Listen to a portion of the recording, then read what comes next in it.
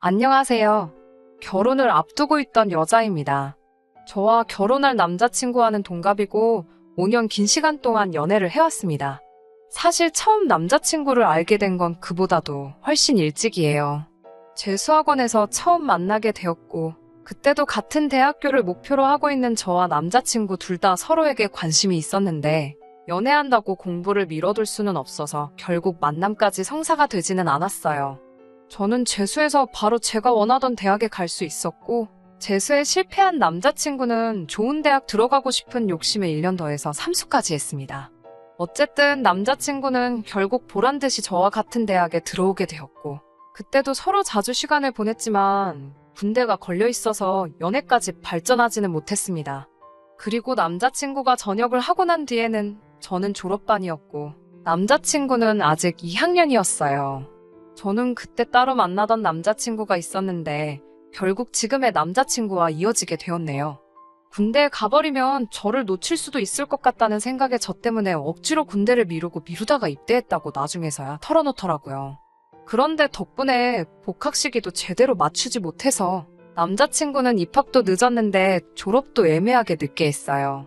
먼저 졸업한 저는 졸업 후 1년 뒤에 취직에 성공했고 그 뒤부터는 연애를 하면서 남자친구 취업 뒷바라지를 해줬어요. 결국 남자친구는 대학교를 졸업하고 얼마 전 원하는 직장에도 들어가게 되었습니다. 저랑 같이 있기 위해 노력한 결과라고 다 제가 있는 덕분에 원하던 대학에도 들어갔고 원하던 직장에도 들어가게 되었으니 제가 행운의 여신이나 마찬가지라고 말하며 프로포즈를 해왔습니다. 직장도 안정적이고 급여가 좋은 회사였고 남자친구 말대로 저랑 함께하기 위해 이렇게 노력을 해온 사람이니 결혼하면 저도 분명 행복하게 해줄 거라는 생각에 프로포즈에 응했어요. 그런데 프로포즈 받은 행복도 잠시. 결혼 준비하면서 이런저런 일 때문에 답답해 이렇게 사연 적어봤습니다. 예비 시부모님 처음 인사드리러 간 날이었어요. 외식을 하면 좋았겠지만 또다시 코로나가 유행을 하면서 방역수칙이 깐깐해져서 예비 시부모님 집에서 만남을 가졌습니다. 식사가 끝나고 어색한 분위기가 이어지는 가운데 텔레비전에서 요즘 하고 있는 사극 재방송이 나오더라고요. 낯가림 때문에 어색했던 상황인지라 다들 텔레비전만 보면서 시간 보내고 있었는데 아버님께서 저것 좀 보라고 여자가 탐욕스러우니 자식이 아버지 알기를 우습게 알고 형제끼리 칼부림을 하는 게 아니겠냐는 말을 하면서 예로부터 여자가 져줘야지 평화롭고 남자가 잘 된다는 이야기를 하시더라고요. 암탉이 울면 집이 무너진다는 말이 괜히 있는 게 아니라고 하면서 엄청 재밌는 말을 하신 것 마냥 혼자 껄껄 웃으셨어요. 안 그래도 어색한 자리였는데 그 말씀에 분위기까지 이상해지고 아버님께서는 누구에게라도 자기의 뜻을 동의를 받아야 했는지 어머님 옆구리를 발로 쿡쿡 찌르면서 내 말이 맞지? 하고 재차 확인을 하시더라고요. 어머님께서는 마지못해 그렇다고 해주셨고요. 아무리 자리가 어색한 상황이었다고 할지라도 그래도 첫 만남인데 구태여 저한테 저런 말씀을 하시는지 이해가 안 됐습니다. 그렇다고 제가 남자친구 잡을 듯이 하는 행동 한 번 한 적도 없고 티낸 적도 없는데 말이에요. 일부러 저러시나? 혹시 벌써부터 제 길을 누르시려고 그러나? 그런 생각이 들었습니다. 그래도 제가 할 말은 다 하고 사는 성격인데 아무렴 기분 나쁜 말을 들었다고 할지라도 예비 시아버지 되실 분인데 아버님 재미없는 농담에 말대꾸는 하지 않았지만 그래도 동의도 하지 않고 그냥 가만히 앉아 있었습니다. 남자친구는 나중에 저한테 그때 왜 그랬냐, 뭐가 문제냐 하면서 자기 부모님이 신경 써줘서 초대한 식사 자리인데 그렇게 똥 씹은 표정하고 있을 필요는 없지 않았느냐고 답답해하며 화를 냈습니다. 아버님 말도 말이지만 그런 식으로 나오는 남자친구 반응도 섭섭하더라고요. 그래서 저도 솔직히 첫 만남인데 저런 말씀 하시니 나도 좀 서운했다고 따졌더니 그게 뭐가 서운할 일이냐고 어른이 분위기 좀 어떻게 해보려 꺼낸 말인데 누가 농담 가지고 서운해하냐고 하는 겁니다. 오히려 대화가 멈추고 어색해진 상황에서 예비 며느리 될 제가 애교도 부리고 하면서 분위기를 띄웠어야 하는 거 아니었냐고 하더라고요. 얼마나 제가 거기서 불편한 티를 팍팍 냈으면 집안에서 가장 어른인 아버님이 그런 서투른 농담까지 했겠냐고요. 시댁이라고 벌써부터 그렇게 날 세우면 안 된다고 하는 거예요. 제가 성격상 낯도 많이 가리는 편이기도 하고 사실상 유학생활까지 하면서 가장 어려웠던 게 어른을 상대하거나 하는 일이었습니다. 경험이 많지 않아서 그런 자리에서 제가 제대로 행동하지 못한 부분은 인정합니다. 그런데 아버님이 꺼낸 말은 분위기 전환을 위한 농담이라고 생각되지 않았어요. 그리고 아무리 제가 며느리 될 자식벌 같은 존재일지라도 그 자리에서 제가 애교 부리며 분위기를 전환시켜야 된다는 건 아무래도 이해가 가지 않았습니다. 하지만 남자친구 말대로 아버님이 아기를 가지고 한 말이 아니라는 해명을 듣기도 했고 저도 불편한 기색을 숨기지 못한 잘못이 있었기 때문에 그날 일은 그냥 제 마음속에 묻어두기로 했습니다. 그런데 정말 어이가 없는 일이 처음 뵌 날 얼마 지나지 않아서 일어나고 말았어요. 결혼 준비를 하면서 결혼식장이나 기타 여러 가지들도 중요하지만 가장 중요한 건 아무래도 살 곳 아니겠어요? 저와 남자친구도 결혼하고 나서 살 집에 대해서 여러 가지 의견도 나누고 부동산도 다니면서 정말 서울 이곳저곳에 집이란 집은 다 알아보고 다니던 중이었습니다. 뭐든지 장점만 가지고 있는 집은 정말 찾기 힘들더라고요. 비교적 신축의 집값까지 적당한 곳은 위치가 참 애매해서 대중교통 타기도 번거롭고 회사에서도 멀었고요. 반대로 위치가 마음에 드는 곳은 마음에 드는 만큼 아파트가 구축이기도 하고 주차장 문제도 있었어요. 모든 걸 다 만족시켜줄 만한 집은 가격이 문제였고요. 신혼집 구하게 되면서 예비시댁에서도 어느 정도의 지원금을 마련해 주셨고 대출도 당연히 받을 계획이지만 10억이 넘어가는 집을 구할 방법은 없어 보였습니다. 결국 후보는 두 군데로 좁혀지게 되었어요. 출퇴근 위치도 좋고 재개발 예정지이긴 하지만 작은 집을 구하느냐 아니면 서울 근교 서부권이나 동부권 신도시에서 시작을 하느냐로요. 집을 알아보는 동안 마침 남자친구가 지내고 있던 월세 자취방이 계약이 끝나게 되면서 제가 전세로 살고 있는 원룸의 거실이 딸린 자취방으로 들어와 함께 지내고 있었습니다. 명절을 앞두고 있는 상황이었는데 남자친구가 집에는 안 가보느냐고 물어보더라고요. 저는 당연히 저희 부모님 집을 이야기하는 건 줄 알고 코로나가 유행이기도 하고 엄마가 몸이 약한 편이라 괜히 걱정이 돼서 올해는 안 갈 생각이라는 말을 했습니다. 그런데 남자친구가 너네 집 말고 우리 집 말하는 거라고 하더라고요. 아무리 결혼을 약속한 사이지만 아직 결혼도 하기 전인데 친척들이 다 모인다는 시댁에 제가 왜 가야 하는지도 모르겠고 또 제가 친정에 가지 않는 이유 중에 하나가 괜히 사람 많은 곳 다녀왔다가 코로나라도 걸릴까 봐인데 정말로 만에 하나 그렇게 된다면 건강 상하고 같이 있던 사람들 불편하고 그게 무슨 난리겠어요? 그래서 그 두 가지 이유를 대고 가지 않겠다고 했습니다. 그러니까 남자친구가 아직 결혼을 안 했다고 한들 올해면 우리도 부부가 될 텐데 며느리가 명절을 빠지면 쓰냐는 식으로 이야기를 계속 하더라고요. 연애할 때는 고집 한번 부린 적 없던 남잔데 요 근래 들어 결혼 준비하면서 왜 이렇게 고집이 세졌나 싶더라고요. 저는 어쨌든 갈 생각 없다고 가려거든 너 혼자 다녀오고 혹시 모르니까 이 집으로 다시 오기 전에도 병원 들려서 신속검사라도 받고 오라고 말했습니다. 제 말에 입이 대빨 나와서 툴툴대고 그날은 무슨 말 한마디만 해도 틱틱거리면서 있더라고요. 한 번쯤 져줄까 하는 생각도 들었는데 제가 명절에 저희 부모님 찾아뵙지도 않은데 예비시댁이라고 다녀오기도 싫었고 거기 가봐야 명절 준비하느라고 일만 하지 않겠나 하는 생각에 끝까지 거절했어요. 남자친구는 거기서 또 왜 명절 준비 이야기가 나오냐고 어디서 뭘 보고 다니길래 그렇게 시댁일이라면 날 세워서 싸움을 만드냐는 듯이 말을 하더라고요. 세상 모든 시댁이 10월드가 아니라고 인터넷 속 이야기는 전부 다 사람들 관심 끌기 위해 지어내는 말이라고 하더라고요. 정말 짜증이 났어요. 저는 정말 가야 할 이유를 모르겠어서 가지 않는 거고 몸 생각하느라 못 가는 것도 있는데 남자친구는 자꾸 제가 시댁과 거리 두고 싶어 하고 시댁일이라면 그저 싫어서 그런다는 식으로 말을 하니까요. 원래는 저녁마다 인터넷으로 아파트 알아보고 신혼집 인테리어며 가전제품 같은 거 같이 찾아보는 게 일상이었는데 한동안은 그런 것도 안 하고 밥만 같이 먹고 말은 서로 하는 둥 마는 둥 하고 지냈죠. 그리고 그렇게 명절날이 되었습니다. 그렇게 시댁에 가야 한다고 노래 부르던 남자친구도 정작 명절 연휴 시작됐는데도 집에 그대로 있더라고요. 저도 그렇고 남자친구도 회사를 안 가니 집에 하루 종일 붙어 있어야 되는데 서로 말 한마디도 안 하고 있기도 그렇고 그렇다고 방 한 개짜리 좁아터진 집인데 분리된 공간도 방 말고는 따로 없고 불편하게 있어서 뭐 하겠냐는 생각에 영화나 한 편 같이 보자는 생각으로 제가 먼저 말을 건넸습니다. 남자친구는 대꾸를 하는 둥 마는 둥 있다가 같이 영화를 보기 시작했어요. 한참 영화를 보고 있는데 남자친구한테 전화가 오더라고요. 전화 받고는 혼자 말도 없이 신발 신고 밖으로 쑥 나가길래 뭐에 저렇게 삐져가지고 저러나 먼저 화해하자고 나선 제가 바보 같다는 생각을 했어요. 그런데 남자친구가 5분도 안 있어서 다시 집으로 들어왔는데 혼자 온 게 아니더라고요. 시부모님이 저희 집으로 따라 들어오시더라고요. 저는 이 집에 올 거라고 생각도 못한 두 분이 오시니 정말 깜짝 놀랐죠.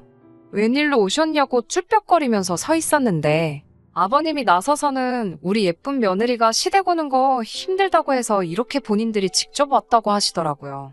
이런 시부모님 본 적 있냐고 자화자찬을 하시는데 저는 놀란 마음도 잠시 어이가 없고 짜증이 나기 시작했더라고요. 오시면 오신다고 저한테 미리 말 한마디 안 해준 남자친구한테도 화가 많이 났고요. 집이라고 10평 남짓한 곳인데 시부모님 두 분까지 계시니까 집이 아주 좁아 터지더라고요. 어머님이 남자친구한테 차에 좀 다녀오라고 차키를 건넸는데 남자친구가 양손 가득 장바구니 들고 집으로 다시 들어왔습니다. 저게 다 뭔가 싶었는데 어머님이 저한테 같이 제사 음식을 하자고 하시더라고요. 그러고선 아버님이 바로 말을 이어서 하시기를 이제 우리 장남이 결혼을 했으니 제사를 물려줘야 하지 않겠냐며 결혼하고 나면 이제 저희 신혼집에서 저희가 도맡아서 제사를 지낼 테니 연습한다 생각하고 시어머니한테 음식 잘 배우라고 하시네요. 제가 그걸 왜 하냐고 그 자리에서 따질 수는 없으니 혼자 해서는 안 되겠다 싶어 그러면 남자친구도 같이 하면 좋겠다고 했죠. 그랬더니 남자친구가 음식은 원래 여자가 하는 거라고 하면서 빼더라고요.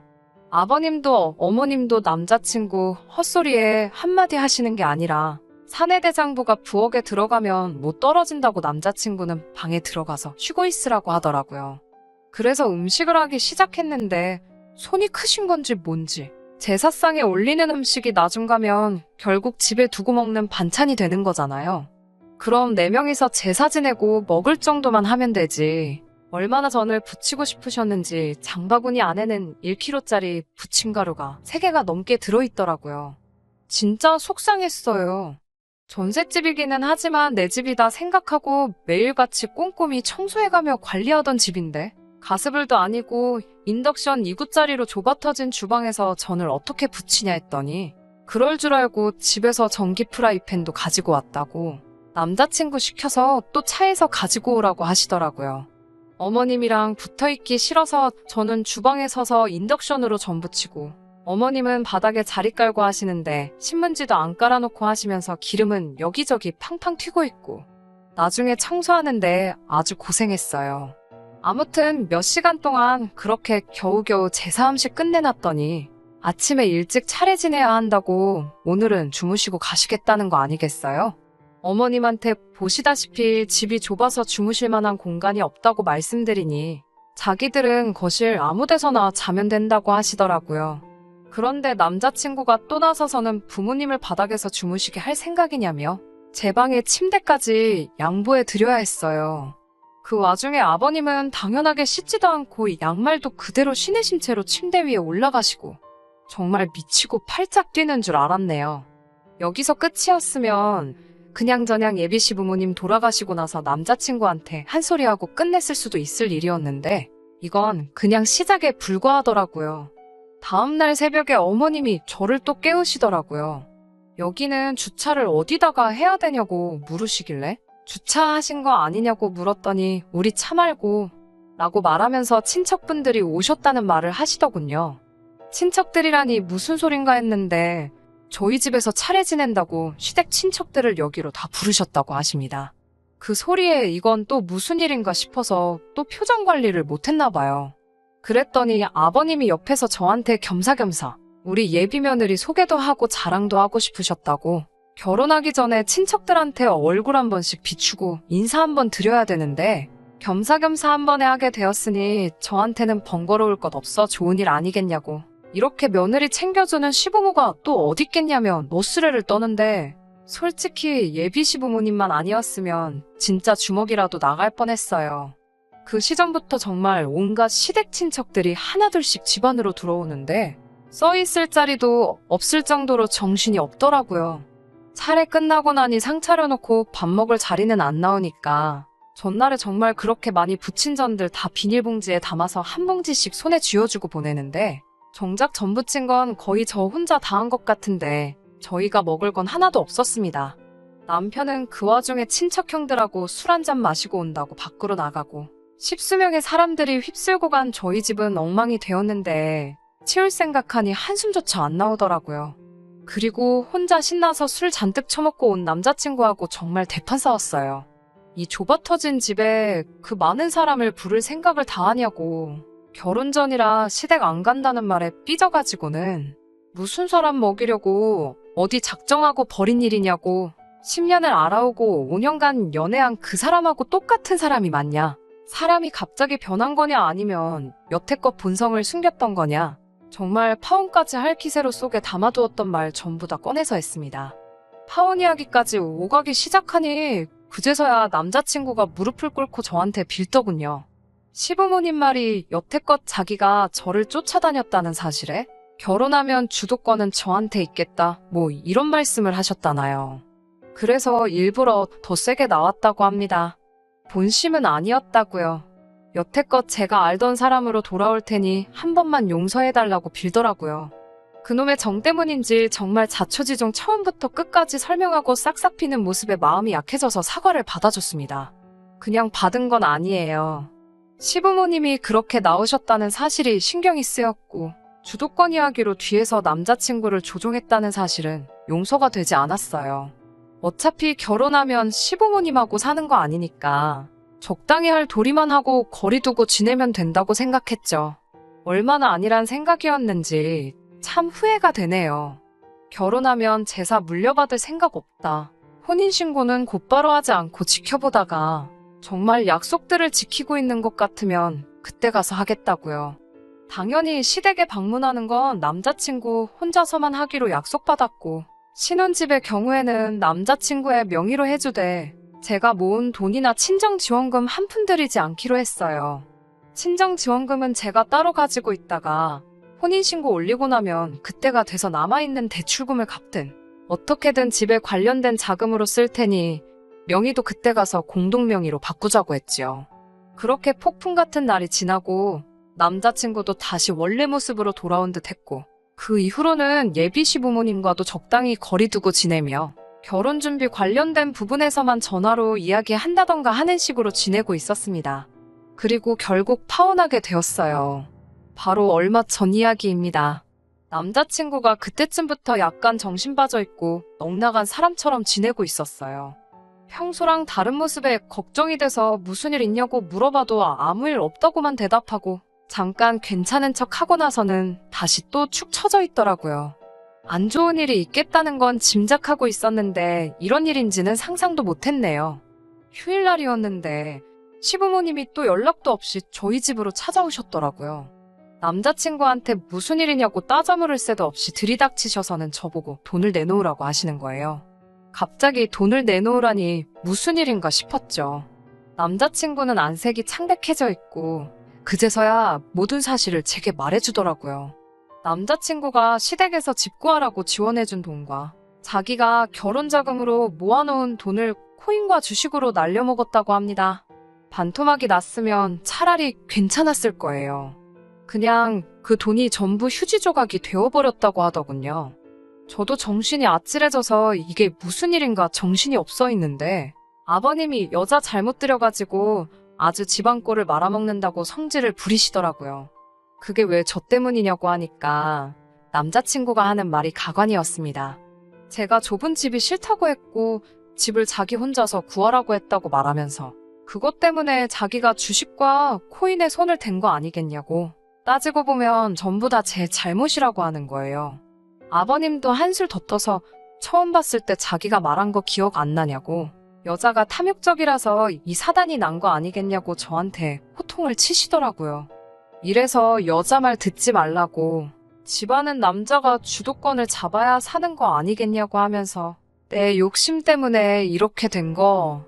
당연히 우리는 우리 아들하고 저를 결혼시킬 생각 없고, 너 때문에 큰 돈을 날렸으니 그 돈을 저보고 보상을 하라고 하는 거예요. 어이가 없어서 진짜. 그동안은 예비 시부모님이라 말을 아꼈지만, 제가 먼저 파혼 이야기 꺼내기 전에 결혼시킬 생각 없다고 하셨으니 이제 예비 시부모님이 아니라 그냥 남이잖아요. 저도 더 이상 참을 거 없다고 생각해서 한마디 던졌습니다. 주제도 모르고 결혼을 해준다니 안 해준다니 말하지 말라고요. 그동안 제가 그쪽 아들 이끌어줘서 대학도 가고 좋은데 취직도 한 거 아니겠냐고. 알고 봤더니 아주 근본부터 못 써먹을 놈이었는데 그래도 어떻게 사람 구실하게 만들어놨더니 부모가 나서서 애를 다시 모질이 천치로 만들어 놓은 거 아니냐고. 그리고 저는 좁은 집에 살기 싫다고 한 적도 없고 이 좁아터진 원룸에 온 식구들 다 초대해서 그 소리 나오게 한 거 다 아줌마 아저씨 잘못 아니냐고 따졌어요. 자식 농사 잘못 지은 걸 왜 내 탓으로 하냐고. 이제는 결혼해달라고 빌어도 저도 할 생각 없으니 모자란 당신네 아들 데리고 꺼지라고 소리를 질렀어요. 아줌마 아저씨라고 부르는 게 뭐가 그렇게 열받았는지 부들부들대면서 벽을 주먹으로 내려치더라고요.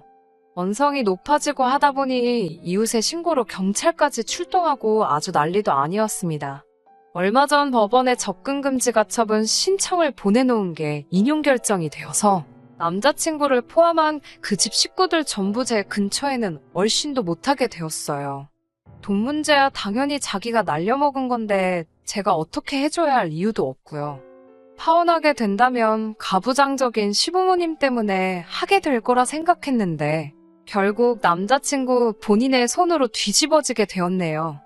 만약 정말로 돈을 날렸다고 한들 저에게 솔직하게 말하고 처음부터 다시 시작했다고 말했으면 지금 살고 있는 좁아터진 제 전셋집에서라도 둘이 시작했을 수도 있었을 거예요. 그만큼 저도 그 사람에 대해서 진심이었고 정말 좋은 점만 보려고 했는데 차라리 이렇게 끝나버린 게 천만다행이라는 생각이 드네요. 부모님 말을 잘 듣는 것도 좋지만 스스로 판단하고 결정할 수 있는 사람이 되는 것도 중요하다고 생각합니다. 괜한 기싸움 하지 말고 서로 대화로 풀어나가는 것도 중요하다고 생각해요. 저는 결국 파혼하게 되었고 그동안 함께한 시간을 날리게 되었지만 남자친구도 그 시간과 더불어 여태 모아온 돈과 자기 부모님 재산까지 날려먹었으니 그걸로라도 위안 삼으려고요. 끝까지 들어주셔서 감사합니다. 오늘의 사연은 여기까지입니다. 구독과 좋아요, 알람 설정 부탁드리고 더 좋은 사연으로 다시 찾아뵙겠습니다. 감사합니다.